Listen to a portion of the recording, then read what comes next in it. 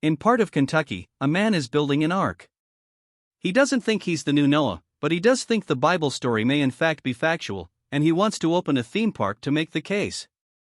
After several decades of futile search, Noah's Ark is said to be found in Turkey. For years, archaeologists and experts have searched for the remains of this fascinating wooden structure, but all to no avail. Recently, Christians have been quite excited about the discovery of the Ark because of its invaluable significance in the Bible and history. However, something intriguing about the discovery of the Ark is that it's not just enough that it was found still, something shocking has been discovered in the Ark that has sent cold shivers down people's spines. But what could this be, and what does it mean for the world? Let's find out. Noah's Ark, the fascinating wooden structure that saved his family and pairs of animals from the flood that was meant to destroy the evil on earth, was said to have been found in Turkey. A mountain in Turkey shows evidence of human activity in the area around the time the biblical flood is said to have taken place. Archaeologists in Turkey have made a discovery, unearthing what they believe could be the remains of a vessel resembling Noah's Arkansas. Get on the Ark, everyone on the Ark now. This find was the result of extensive excavation conducted by the Mount Ararat and Noah's Ark research team, a collaboration involving 3 Turkish and American universities. The team extracted aged rock and soil samples from a geological formation in Turkey, which they believe contained the ruins of the vessel. Their findings also determined that clay materials, marine materials, and seafood were present in the area between 5500 and 3000 BC. According to the Turkish newspaper Ararat, the Durupanar Formation lies in the Doğu district of Agri, located less than 2 miles from the Iran-Turkey border. It is a 538-foot geographic feature made of loanite, believed by some locals to be the remnants of Noah's Arkansas. According to legend, Noah loaded 2 of every animal onto a 150-meter-long ark to save them from apocalyptic flooding that drowned the earth. In the book of Genesis, it was the mountains of Ararat, in what is now eastern Turkey, where Noah's Ark came to rest after the flood. The mountain stands at 16,500 feet and is carved out like an ark. AIU Vice Rector, Professor Farooq Kah, said, according to the first findings obtained from the studies, human activities in the region have existed since the Chalcolithic period, between 5,500 and 3000 BC. It is known that the flood of Prophet Noah went back 5,000 years ago. Regarding dating, it is stated that there was also life in this region. But before we delve fully into the nitty-gritty of this intriguing discovery, let's explore this ancient wooden structure and its importance in Bible days. So what is this Noah's Ark, and what is its significance? Noah appears in Genesis 5 verse 29 as the son of Lamech and ninth in descent from Adam. The story of Noah's Ark is one of the most well-known stories in the Bible. It is found in the book of Genesis and tells how God instructed Noah to build an ark and save 2 of each animal from the great flood. The ark would be a refuge for the animals and Noah and his family while God cleansed the earth. The Bible tells us in Genesis 6 how a confident man called Noah found favor in the sight of the Lord. So, in ancient times, a righteous man named Noah lived in a world filled with chaos and corruption. God looked upon the earth and saw wickedness spread among the people. However, Noah found favor in the eyes of the Almighty. Consequently, God in his wisdom decided to cleanse the earth of its wrongdoing. He chose Noah to carry out a monumental task, to build an ark that would serve as a refuge for Noah, his family, and pairs of every animal. The dimensions of the ark were extraordinary: 300 cubits in length, 50 cubits in width, and 30 cubits in height. God provided precise instructions for its construction, and Noah, with unwavering faith, followed God's command, constructing a massive vessel that would become the Arkansas. Experts say the ark had 3 floors and several large rooms with wooden pillars in those rooms. As Noah worked diligently on the ark, he faced criticism and mockery from those who couldn't understand his actions. But Noah pressed on, knowing that he was fulfilling a divine purpose. Then, the animals, as though they were guided by a higher force, started arriving in pairs: lions and lambs, elephants and rabbits, each finding its place on the Arkansas. Noah welcomed the diverse creatures with the help of his sons Shem, Ham, and Japheth, showcasing the beauty of God's creation. Then the appointed time came. The heavens opened, and rain poured upon the earth for 40 days and nights. The floodwaters surged, covering the highest mountains. Inside the ark, Noah and his family, along with the animals, were safe from the flood, as seen in Genesis 7 verse 12.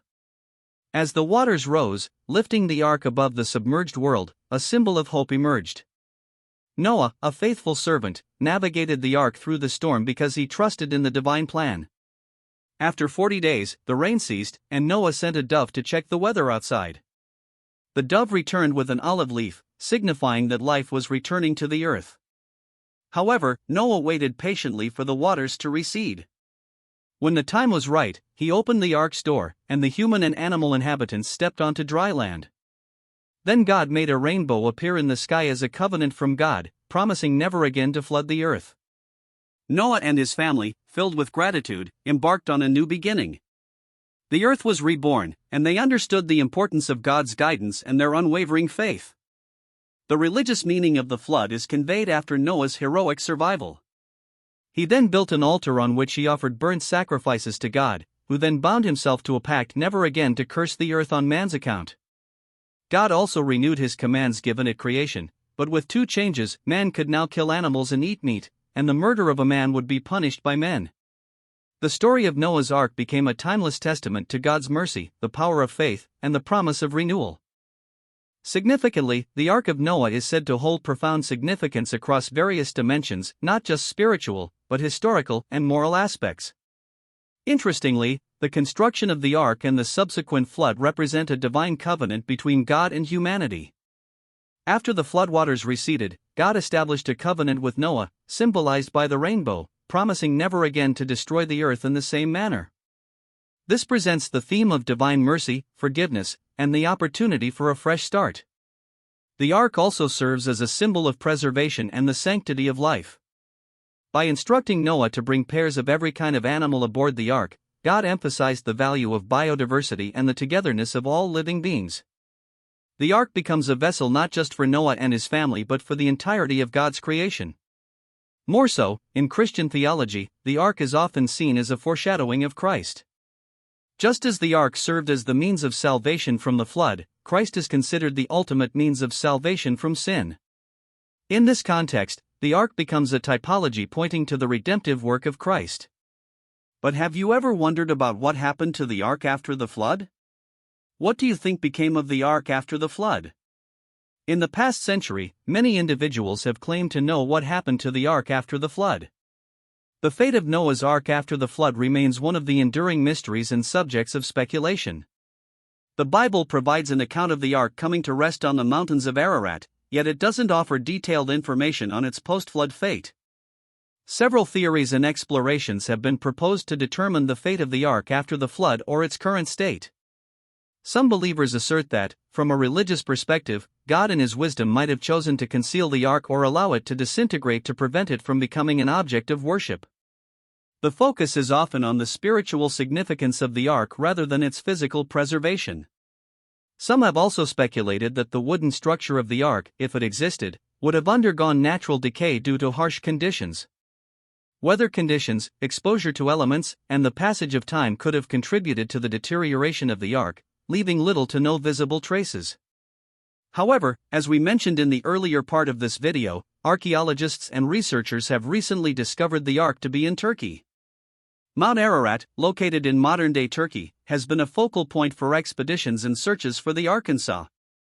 This mountain, now in modern-day Turkey, holds a special place in the story of the Arkansas. It was a geographical location that was a symbol of hope and a new beginning. Some claim to have discovered large wooden structures on the mountain, proposing that these remnants could be the remains of Noah's Arkansas. Soil samples from atop the highest peaks in Turkey reveal human activity and marine materials. The dating of the rock and soil from the location matches with the biblical timing of Noah's Arkansas. The Noah's Ark Scan project claims they have used 3D scans to find a strange-looking shape in the Turkish mountains that gives the accurate size of the Arkansas. The Bible Archaeology Search and Exploration Institute believes the Ark may have settled in Ellers Mountain, stretching from Armenia to Afghanistan. During an expedition there, the team found a peculiar rock form 14,000 feet above sea level that looked like fossilized sea beams. They also found sea life around it, indicating that it might have been in the ocean. Ancient reports also speak of the Ark being readily accessible to specific groups of people, even describing an annual festival that supposedly took place on a mountain slope to commemorate the Ark's landing. According to reports, a team observed Noah's Ark from 60 different locations. The ship is broken in several places, however, it is not completely destroyed because it is buried in a thick layer of snow. Due to its broken nature, experts were able to enter it. Chinese expert Dean Chen, who inspected the ship, asserted that each room on the ship is 5 m high and any animal can easily fit in. He also observed the pieces of the ship with radiocarbon technology and claimed that it is 4,800 years old. Several boxes were said to be found on the ship, but the Chinese experts could not open them. However, some have asserted that the claim of discovering Noah's Ark is not new. Interestingly, during World War II, a British soldier called Leonard went to Iraq to participate in the war. He was very interested in history and archaeology, therefore, he started buying and collecting various artifacts in Iraq's markets. Consequently, when Leonard passed away, his son Simeon inherited his belongings, but Simeon donated them to the British Museum. From there, British archaeologist Irving Finnell began to examine these belongings. One of the items was a tablet written in the ancient Assyrian language. When Finnell translated the tablet, he was amazed by what he discovered. So, what did the tablet say? The tablet read that when humans became too sinful, God became angry with them and decided to drown the sinners. Then, the angels delivered God's message to a righteous man, Noah, who lived in the Tigris and Euphrates valleys. God commanded Noah to build an ark and bring righteous people on board and a pair of every living creature. The tablet described the ark as so large that it was the size of a football stadium. It was also written on the tablet that Noah's Ark was not as long as today's ship but egg-shaped. In those days, ships of this kind used to run in the Tigris and Euphrates. But that's not all. Many have speculated that the Ark of Noah's narrative is a subject of biblical archaeology.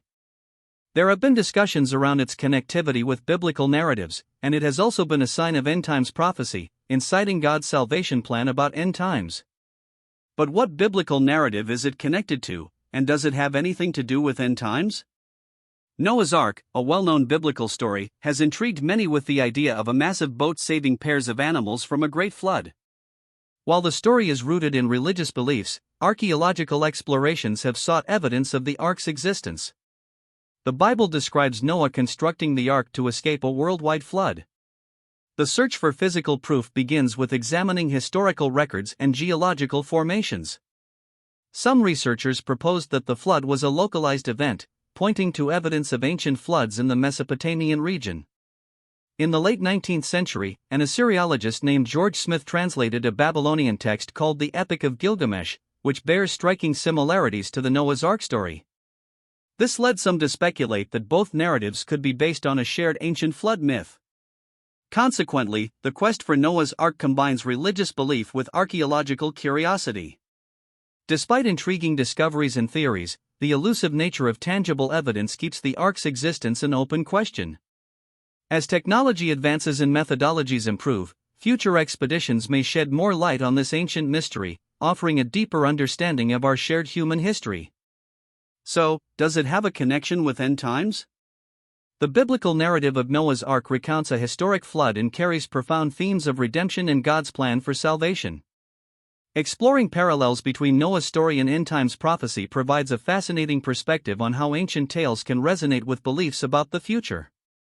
Significantly, Noah's Ark is often seen as a symbol of salvation. According to the biblical account, God chose Noah and his family to escape the impending flood, instructing them to build an ark to save themselves and pairs of animals. This narrative is reminiscent of a divine plan for redemption and preservation. In the New Testament, particularly in the teachings of Jesus, there are references to the days of Noah as a metaphor for the end times. Jesus draws parallels between the people's indifference to Noah's warnings and their attitude toward impending judgment in the future. This connection suggests a timeless pattern of divine intervention for the righteous. One striking parallel is the idea of a remnant. In Noah's time, only a small group found favor with God and were saved through the Arkansas. Similarly, many end-times prophecies highlight the concept of a faithful remnant that will be preserved amid challenges and tribulations. Also, the floodwaters in Noah's story serve as a purifying force, cleansing the world of corruption. In end-times prophecies, there's often mention of a final judgment or purification, symbolized by fire in some texts. Both scenarios emphasize the idea of God renewing the world and establishing a new era of righteousness. Noah's Ark itself becomes a symbol of safety and refuge. In end times prophecies, believers are encouraged to seek refuge in God, trusting in His protection amidst tumultuous times. The Ark serves as a metaphor for the security found in a relationship with the divine during periods of upheaval.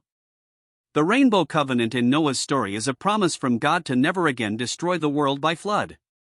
This covenant signifies hope and the establishment of a new beginning. In end times prophecies, similar assurances of God's faithfulness and promises of a new creation provide believers with comfort and confidence in the face of uncertainty. Interestingly, the Ark's door is another intriguing element to note. In Noah's story, God sealed the Ark's door, allowing entry to those invited in. In end time prophecies, there's often talk of a narrow path or a door symbolizing the way to salvation. This imagery emphasizes the exclusivity of divine redemption, highlighting the importance of faith and obedience. To cap it all, the animals in Noah's Ark entering 2 by 2 represent diversity and unity in God's creation. In end times prophecies, there's often a vision of a global gathering of people from various nations all over the face of the earth, like everyone coming together on the last day. This imagery explains the universality of God's salvation plan, embracing people from all walks of life. That brings us to the end of this video. Let us know what you think about the discovery of Noah's Ark and all the other discoveries. Don't forget to like, share, and subscribe for more.